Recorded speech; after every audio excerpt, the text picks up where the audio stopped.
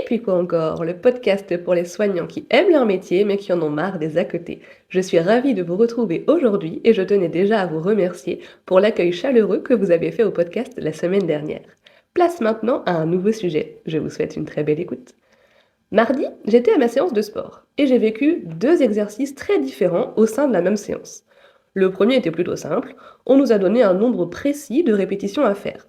Je savais exactement l'effort que j'avais à fournir, je savais quand ça s'arrêterait, bref, je savais à quoi m'attendre, et j'ai senti que je m'engageais pleinement. Puis est arrivé un second exercice. Cette fois, ce n'était plus un nombre de répétitions, c'était une durée. Sauf que je ne voyais pas le temps passer. Je ne savais pas combien de temps il restait. Je ne savais pas quand ça allait s'arrêter. Physiquement, ce n'était pas plus difficile, mais mentalement, c'était beaucoup plus éprouvant. Je me demandais combien de temps j'allais encore tenir, et en sortant de la séance, je me suis fait une réflexion très simple. Ce n'est pas l'effort qui m'a fatigué le plus, c'est l'incertitude autour de l'effort. Quand le cerveau ne sait pas où est la fin, il a du mal à doser. Il ne sait pas s'il peut vraiment s'engager, alors il se met en alerte, il freine, il retient l'énergie. Et ce mécanisme, je le vois tous les jours dans nos quotidiens soignants. Chez les patients d'abord, des patients qui manquent de motivation, qui stagnent, qui décrochent. Et très souvent, ce n'est pas un manque de volonté, c'est un problème de flou. Des objectifs plus clairs, une temporalité inexistante. Comment demander à quelqu'un de s'accrocher s'il ne sait pas clairement ce qu'il travaille, pourquoi il le travaille et pendant combien de temps il devrait le faire? Ce n'est pas de la démotivation, c'est une absence de repère. Et puis, si on prend un peu de recul, ce même mécanisme est extrêmement présent chez nous, les soignants.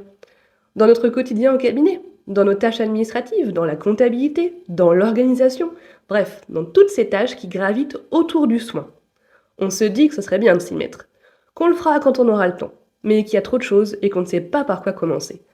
Mais en réalité, le problème, ce n'est pas vraiment la tâche à effectuer. Le problème, c'est que l'on ne sait pas exactement ce qu'il faut faire, avec quel outil le faire et combien de temps ça va nous prendre. Alors le cerveau fait ce qu'il sait faire de mieux pour se protéger. Il évite, il repousse, il procrastine.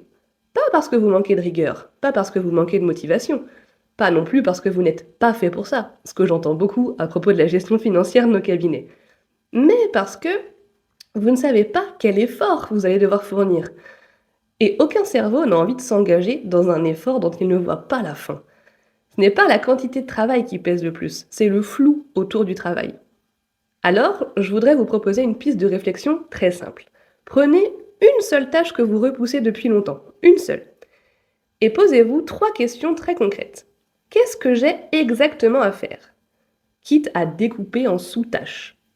Combien de temps cela me prendrait réellement? Et à quoi saurais-je que cette tâche sera considérée comme terminée? Pas parfaitement terminée, juste suffisamment pour pouvoir dire c'est bon, c'est fait. Puis, engagez-vous à tenir la tâche pendant un temps défini, 10, 15, 20 minutes.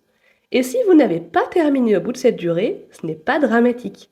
Et puis, vous verrez qu'une fois lancé, finalement, ça nous dérange beaucoup moins d'y rester plus longtemps que prévu s'il le faut. La clarté ne rend pas le travail plus léger, mais plus supportable, plus acceptable. Et très souvent, quand on sait où l'on va, on se surprend à aller beaucoup plus loin que ce que l'on imaginait. Alors, la prochaine fois que vous procrastinerez, au lieu de vous demander ce qui ne va pas chez vous, ou de vous dire « de toute façon, moi je suis comme ça, j'ai toujours procrastiné, je le ferai toujours », posez-vous une question. Est-ce que ce que je me demande est suffisamment clair pour que mon cerveau accepte de s'y engager?